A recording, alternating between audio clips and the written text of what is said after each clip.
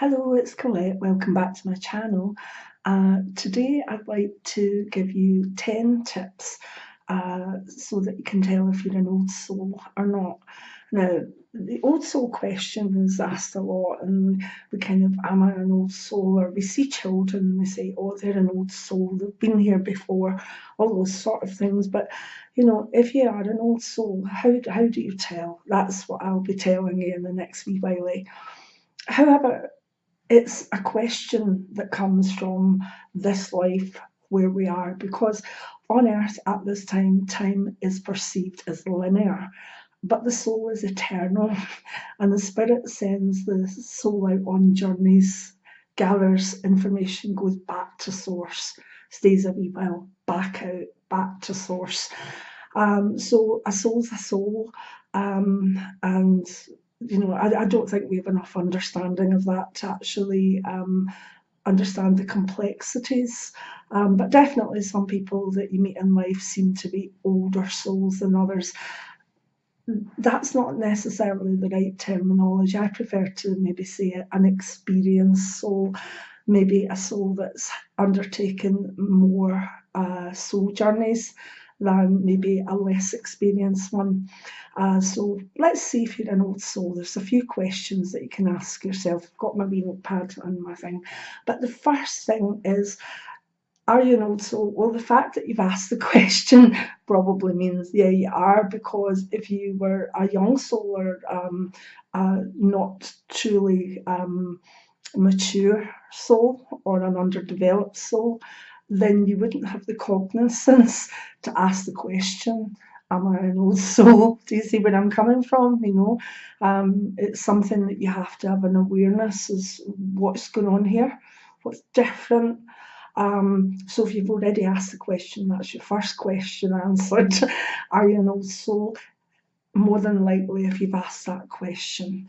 Number two is that old souls tend to be highly intuitive and very, very sensitive. A lot of them have quite good psychic awareness, intuition, and they don't just have it, but they use it. It's kind of not a thing that maybe they've studied too much. It's just there. It's natural to them. It's natural for them to be able to tell if someone's not well or if something's going on in the world. They're very, very empathic and very sensitive, but without trying too hard. It's a natural thing. So do you have that sort of natural sensitivity, that natural intuition? Because if you do, then you could be an old soul. So number three, this is an interesting one because we see this a lot, and I'm seeing it a lot more and more even within myself at certain times. There can be the sense of needing to be alone, have quiet time, break away from the world. And that can be confusing to people that actually have good lives, they've got good families, they've got good things happening to them, but they still feel every so often that they're going to go mad if they don't have time alone, time to themselves. It's like regrouping, pulling back from this world, which is quite intense, because if we look back to the previous tip, the intuition maybe being a wee bit too much, too open, the empathy being there, that breeds a need for alone time, a hermit phase as such, where we need to go back into ourselves. We need to have a sense of just being ourselves. So if you find at times that you really have an overwhelming need for aloneness, not loneliness, aloneness, then yes, you probably are an old soul. Okay. Number four, old souls are compassionate. They genuinely want to help people. They genuinely feel that they can be compassionate and understand people. And it's because they've had a lot of soul experience over many lives that possibly there's not that many situations they haven't been in.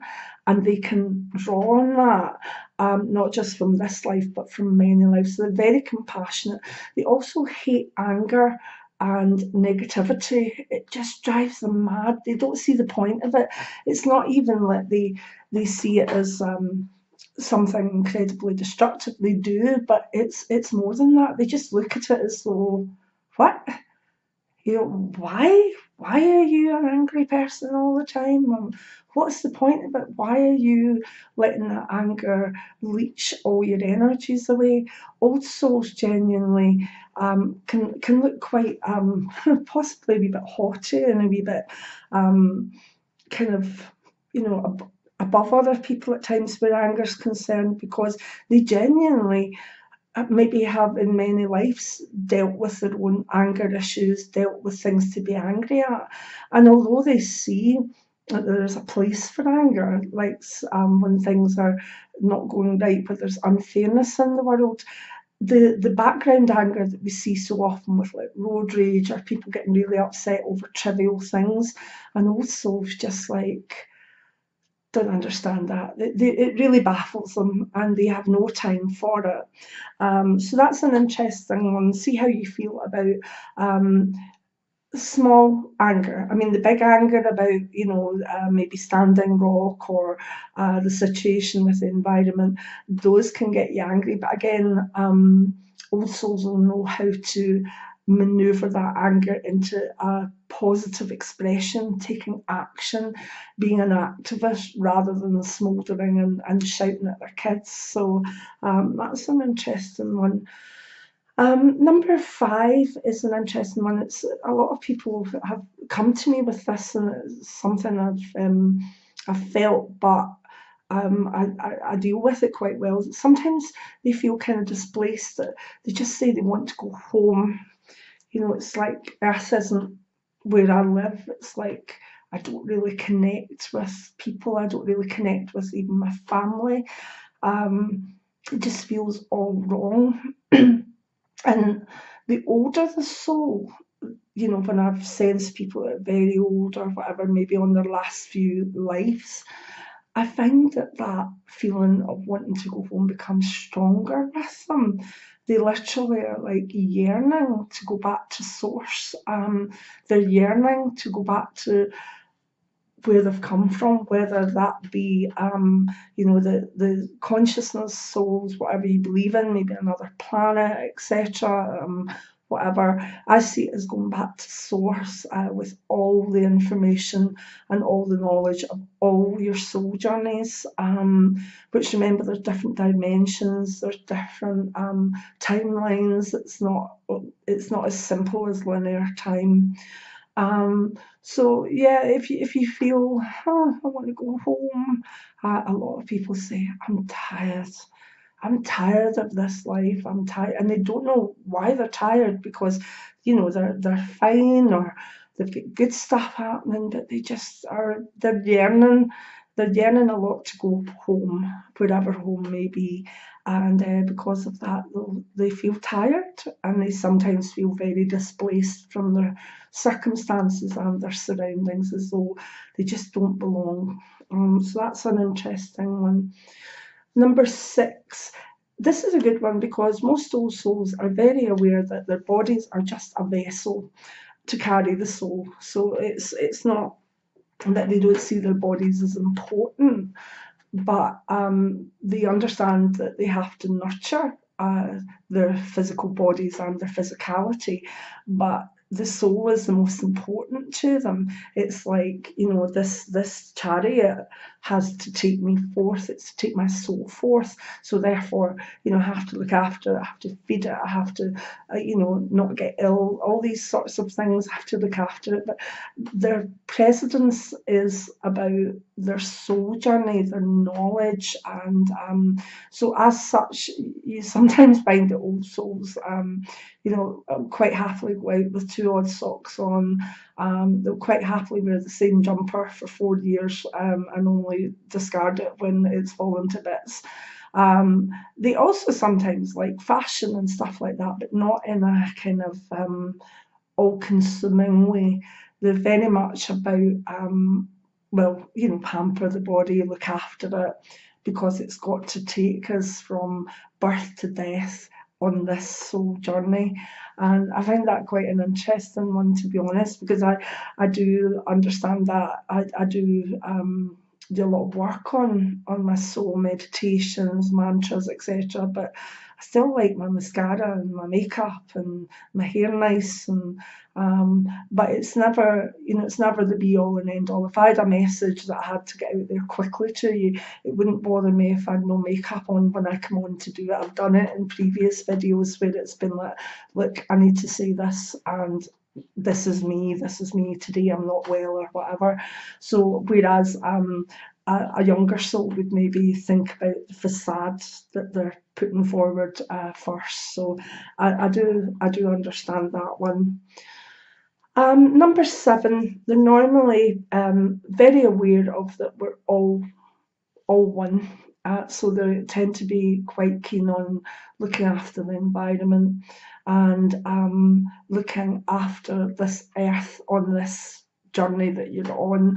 Again, they don't understand why someone would drop litter. They don't understand why people would, would put something first, like they would be prepared to really devastate the earth by fracking it. They can't understand that. They can't understand why people wouldn't put clean water above profit.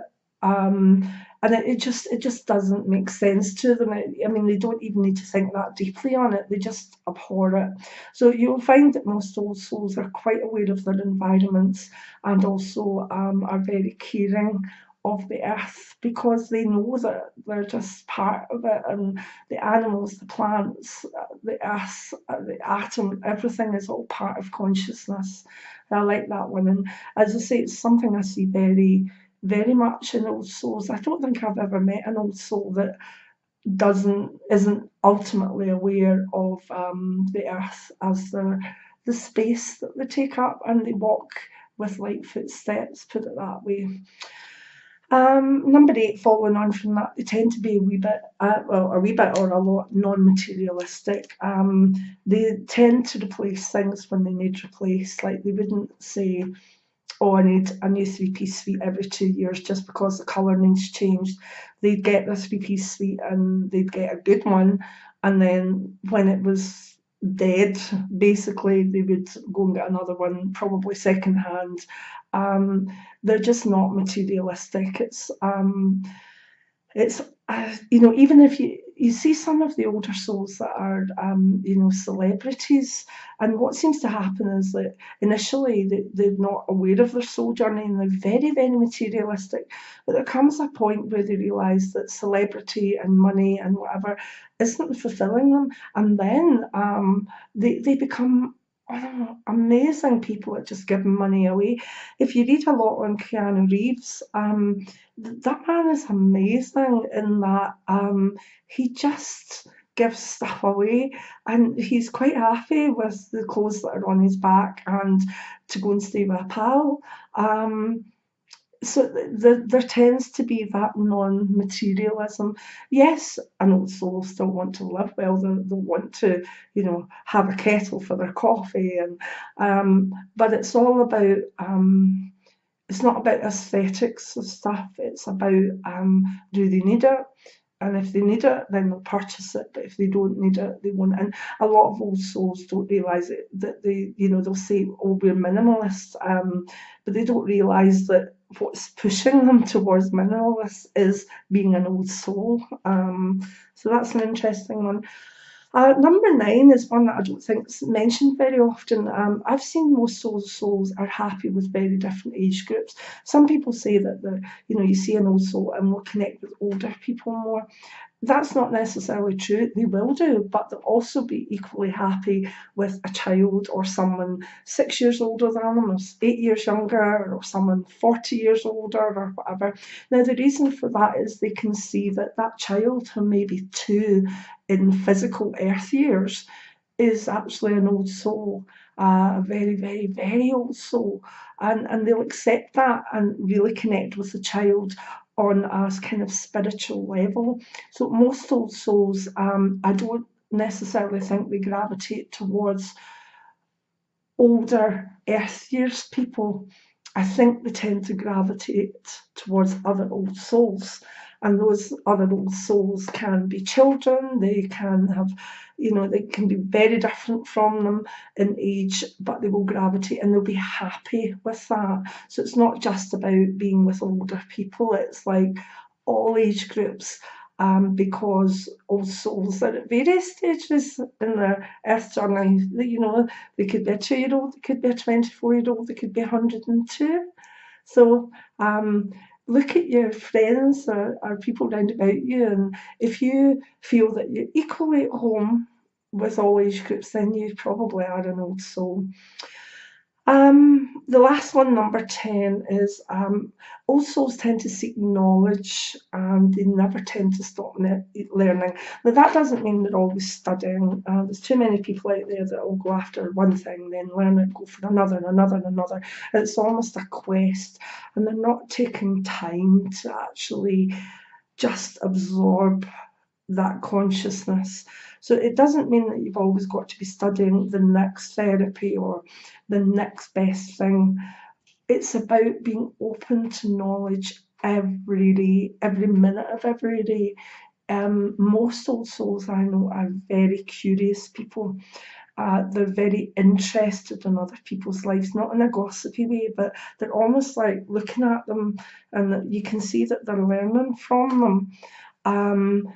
And they very much are always looking for, knowledge and experience. And some old souls, as I say, do tend to travel a lot as well. Other old souls, like a wee bit like myself, that tend not to go far. I'm very, very contented within where I am, because I realise that it's just, I've seen a lot, I've done a lot, not just this life, but in many lives. So there comes an inner contentment to just be. But that doesn't mean that I don't want to be intrigued by certain things, that I don't want knowledge. Old souls, I don't want you to think I'm saying they're always learning as such, in a kind of sort of academic way. It's not like that. They're just always curious and intrigued, and therefore they'll maybe look into this, or they'll maybe think, oh yeah, I know that, I'll go and try another form of that. But they're not doing it for any purpose either other than their own knowledge. They're not saying, I want another certificate so I can say I'm this, this and this. No, they're simply doing it because they want to have the experience. So if you feel that you're a curious person, that you feel that you're always open to knowledge and experience, then more than likely you're an old soul as well. So that's my 10 tips. Maybe you should write them down and then meditate on them to see how they affect you or how true they are for you. And if you connect with quite a few of them, then more than likely you're an old soul. So I hope you've enjoyed that, and I hope you can take from it what you need and allow it to be part of your soul journey this life. And I hope that you'll give me a thumbs up for this video. The more that I see that you like the soul journey videos, by commenting, comments are lovely. The more that you do that, the more I know what more you want, because I'm kind of I'm interested in a lot of things, and I do tarot and I do mediumship and whatever, and I tend to bounce from one thing to another. That can be an old soul thing as well, like try that, try that, try that. So let me know what you want, and we can make this channel what you need and what you enjoy, and take it from there. So many blessings, and I'll see you soon for another video. Bye now.